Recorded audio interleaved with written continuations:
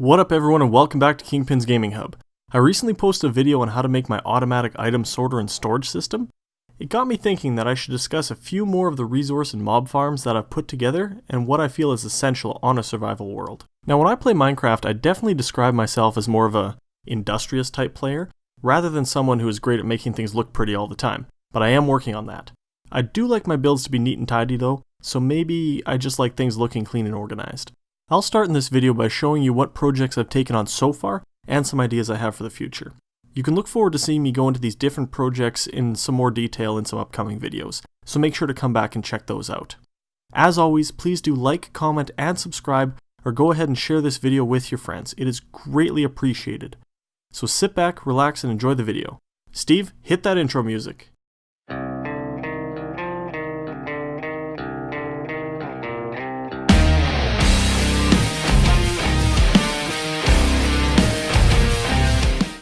So I thought I'd start off this video by giving a tour of some things I've done so far in my survival world, and talk a bit about my approach and my priorities in a new world.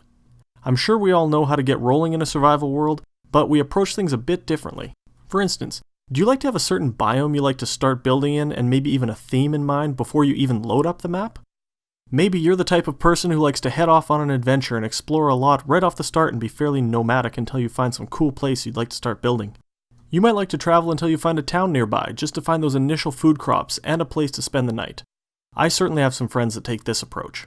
They like finding those open caves and grabbing some easy coal and iron for a while before settling down somewhere and making a resource mine.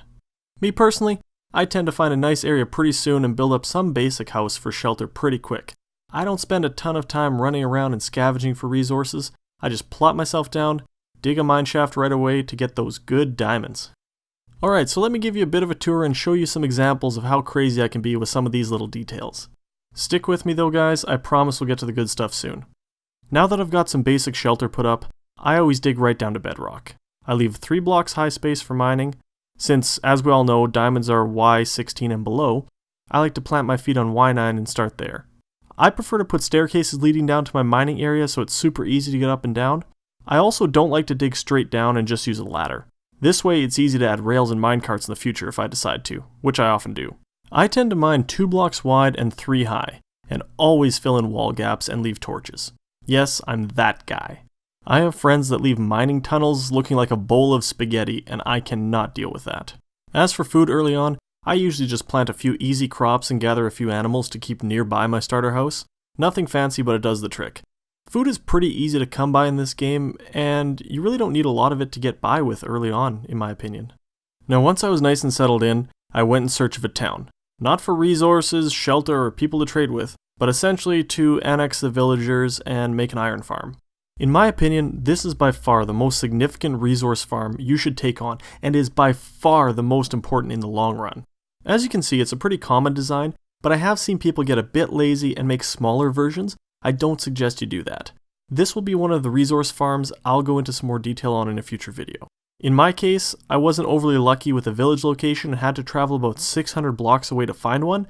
This is what determined where I set up my industrial area as it became known. Now the next thing I aim for in a survival world is a way to get more XP. I had a smaller mob dropper here before and it worked alright, but I ended up making a much larger and much higher one later on. Let's go up and take a look. Now I went with your fairly classic mob spawner / dropper XP farm. I made this all the way up at Y200 while making sure those mobs drop 23 blocks. As you can see inside, I went with 3 floors and kept it spider proof. I could make it higher later and I might just do that, but it works pretty well. This is a fairly common way of doing things, but go ahead and ask me any questions, I'll be glad to answer them or even post up a video about it. Here's a pro tip. Go ahead and put hoppers on the bottom to easily get your loot drops out. But encase the whole bottom portion in obsidian. This will act as a bit of a containment area, just in case there's an accidental creeper explosion. Currently, I have to swat at the mobs to kill them, but I found I'm getting so many witches sometimes that I'll probably add a crusher or something just to help deal with those. Now if you checked out my other video, you'll notice I have my awesome item sorter and storage system right below this. I went ahead and connected this directly to it to automatically take care of all of my loot drops. I went ahead and set up this little filter here just to help me clean out some of the junk right away and just fire all the rest of the loot down the water pipe to be sorted and stored. Now that part is certainly not a priority right away, but I do hope it gives you some fun ideas to use in the future. Now, a lot of builds you might want to take on will require the use of slime blocks or sticky pistons. So next, I went ahead and put together a little slime farm. This isn't the fastest method of gathering slime, but it's quite easy to build and very reliable. I went on chunkbase.com, entered my world seed, and luckily found 3 chunks in a row where slime would spawn right near where I was already building. First, I just dug down to bedrock and then dug out a few floors for slime to spawn in.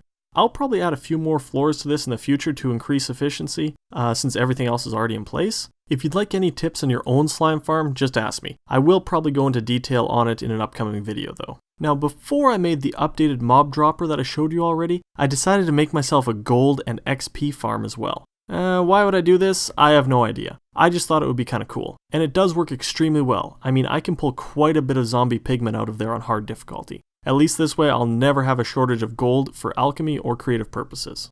Now let's take a quick trip to the nether and I'll give you a quick look at the blaze farm I've set up. I really wish I could give credit to the videos I viewed for some of these designs, but it was so long ago that there's no way I could remember. These designs are pretty common though, so I'm not sure who really knows originally who came up with them. Now this blaze farm lets you AFK for a while, stack up some blaze, and then lower them all at once and use this clock timer thingy to greatly reduce their health. Then you just have to land a swift punch or two and the glowstone, blaze rods, and even the XP are all yours. Now let's go back to the overworld for a moment, head down south, and I'll show you something different. To indulge my creative side a little more, I decided to find some water and put a bit of an aquadome together.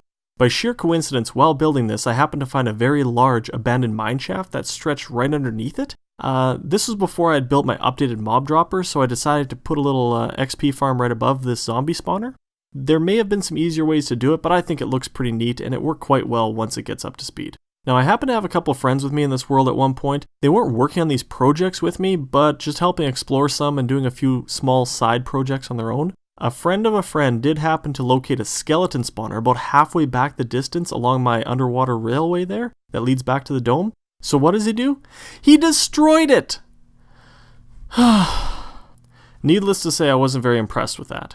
It's alright though, my large mob dropper that I have now gives me plenty of XP and loot drops. I don't need to have a specific skeleton spawner just for arrows and bones. I did get the idea to eventually build a series of underwater domes like this of varying sizes. I will probably make each one have its own theme with a different biome, like a jungle dome, a desert dome, maybe an icy and snow dome, and then connect them all with rails. I haven't quite taken on that whole endeavor yet though. The only other large farm project that I took on was a witch farm. I took the route of covering this entire area with flowing water, and after quite a bit of effort, it didn't exactly turn out the way I had hoped. The spawn rates used to be pretty alright, but now they seem to be just terrible. I wonder if something's changed in the game over time that would have affected this, but I'm not really sure. Please let me know in the comments section below if you know why this might be. There's also a very large cave system below this area, but I did a whole bunch of cave diving, covered it, the large majority of it really, with torches. I may have to go down exploring again there and try to find some more dark spots, but that's really not a task I'm excited to take on right now. I find I get a ton of witches spawning in my regular mob dropper anyway, so I'm not sure if I really need a witch farm anymore.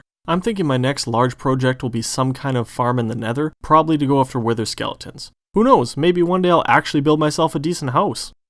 Well, let me say with all sincerity that I really hope you enjoyed some of the things I had to show you, and I certainly hope that it helps spark a few ideas of your own to take on in your survival world. Now I'd love to see some cool pictures, game clips, or even videos of your builds as well, so definitely comment with some cool video links or even tag me on Twitter at KP Gaming Hub. Also, please do check out my previous video that is a detailed tutorial for my automatic item sorter and storage system if that's something you're interested in. If you have any build suggestions or ideas for videos of what you'd like to see in the future, please comment below and let me know. I really look forward to seeing your feedback. I love being able to read new comments from viewers. As a new channel, every subscriber is greatly appreciated, so go ahead and subscribe for future content and share this video with a friend or two that loves gaming. I promise it will make my day. Once again, thank you so much for taking time out of your busy day to spend it here with me. I hope you have a wonderful rest of your day, and we will see you next time. Come on, Steve, we got work to do.